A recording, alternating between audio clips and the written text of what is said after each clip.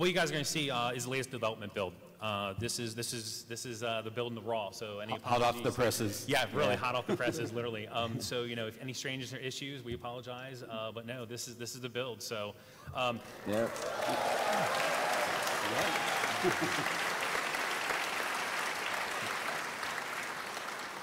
So this crowd is in for a real treat. We showed this at E3, but you guys are going to get the really the most detailed walkthrough of the map, the first detailed walkthrough of the map. So you know, like Max said, when we started the project, there was a huge number of decisions that we had to make. You know, we sat down with Max. We really went over the things that worked, the things that didn't work, kind of his wish list items, those types of things. Really, the first thing was the hardest decision was what 6 maps. And as you can see, Ascension here made the cut, obviously. So what I'd like to do is just kind of walk through a map a little bit. So first of all, you guys will notice the updated visuals. Now, I'm going to talk to the visuals just for a little bit as it relates to design, and then we'll kind of get into some of the wish list items and some of the other stuff that kind of was the results of the feedback that we got from talking with Max, as well as just all the research and everything that we do, listen to the community and listen to the fans. Obviously, you know, with Xbox One, oh, sorry, thank you. With the Xbox One, we're able to do an incredible amount of visual fidelity, but there's a challenge there. We found very quickly early in the project that we're sitting here, we're making the map super sexy, we're really pimping them out, but what happens is you start to get a lot of visual noise. And some of our basic kind of really design goals are that any change cannot affect gameplay. So that even goes for visuals. The things that visuals can do is they can really start to muddy really the gameplay. And well, how does that happen? Well, target acquisition. Just a lot of noise and level. People not knowing paths, those types of things. So you know, that was a big challenge we tackled head on. So let me kind of point out some of the key visuals here. And a lot of it really deals with just really, we wanted to just immerse you even more in the levels. You can see here. So what our artists did here, obviously we have a beautiful skybox with the halo ring rotating around it. They basically created a halo ring that's to scale in game. And that's what you're seeing right now. It's pretty fantastic. Can you drop down there and run around? Yeah. So show us, prove it. Totally do that. What I can do is give you guys a much better view of it, just to kind of give you a fantastic view Jump of just on the how ledge, much Merce, work to see how good you are. How much work went into this. So we're over here about a leap of faith. Oh, I'll jump. Okay, I'll jump. Nice. And you just don't really realize just how incredible the visuals are until you. Oh. So.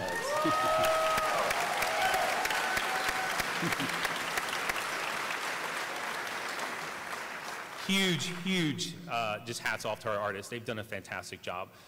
So obviously there's a lot of other things you guys can see, and I'll move through this pretty quickly. Just incredibly detailed terrain, natural features. The Forerunner structures are just gorgeous, just absolutely gorgeous. So let's move on to the gameplay stuff a little bit. You know, when we got together and we talked to Max, you know, there were a couple things at a high level that we wanted to do with the maps. There's a lot of skill that's involved. There's a really nice skill gap in Halo 2.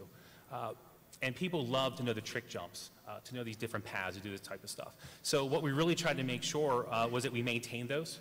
That was really important. We maintained all the skill jumps from the original maps. In addition, we wanted to add more.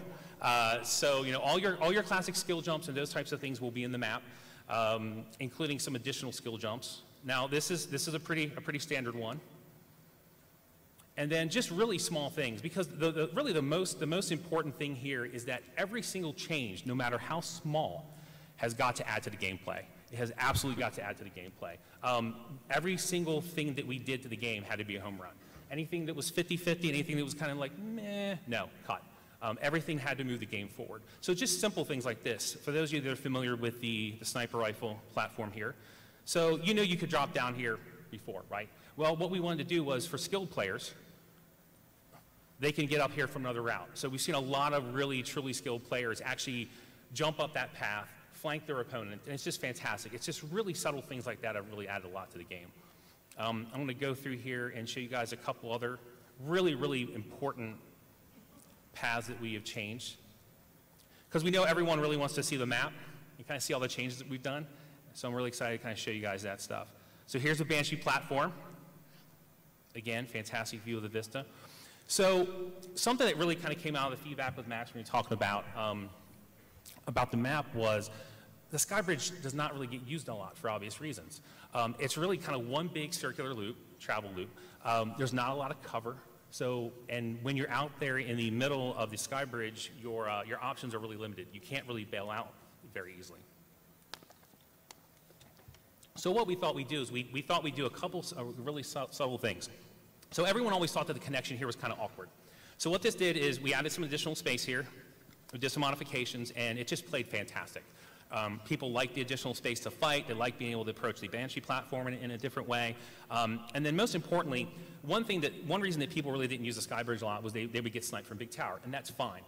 And what's really important about all these changes is that we've got to maintain the original spirit of the map.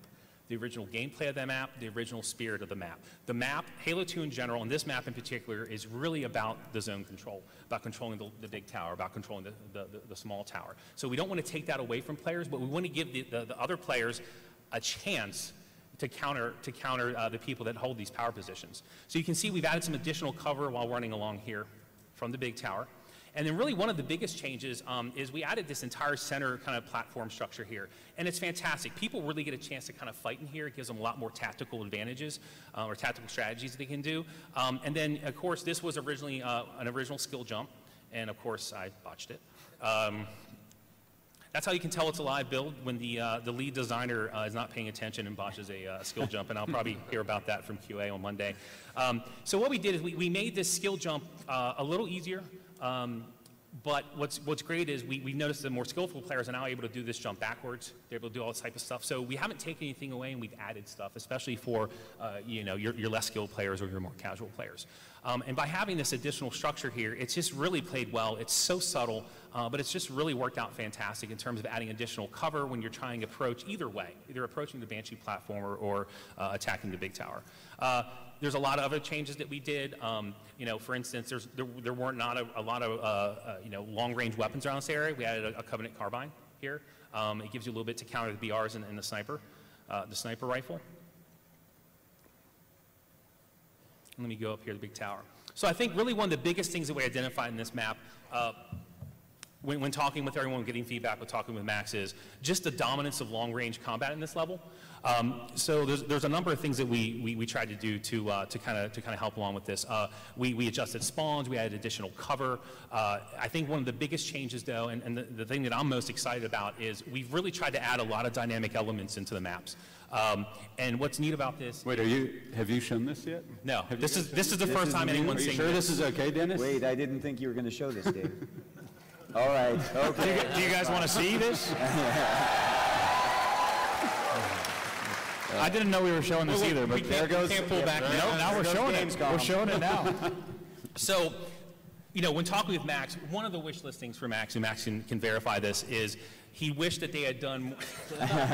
He wished that they had done a lot of the more dynamic stuff, like in Zanzibar. The bridges, the wheel, those types of things. Those people find those things exciting. So something that we've done with this map in particular is we have added an energy shield in the middle.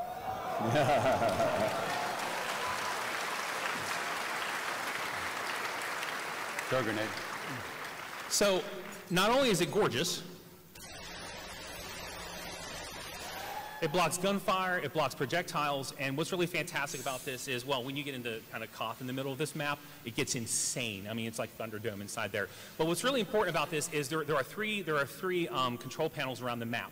And when it comes up, players can basically activate this, and they can provide cover in the middle for their teammates, whether they're running around it or whether they're inside of it. And what that really does is it gives players just another really interesting tactical advantage that they can do.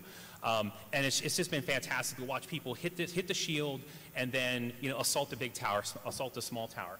It's just been really, really exciting to see that type of stuff. And this is really, to go at a high level, this is the type of stuff that we're doing across all the maps, even though we haven't announced what the maps are yet. Yeah. But you can expect to see this type of stuff. Really taking Zanzibar and spreading that throughout, kind of levels, as well as, going just above and beyond things like plasma coils and those types of things. Really trying to up the interactivity and stuff in the levels.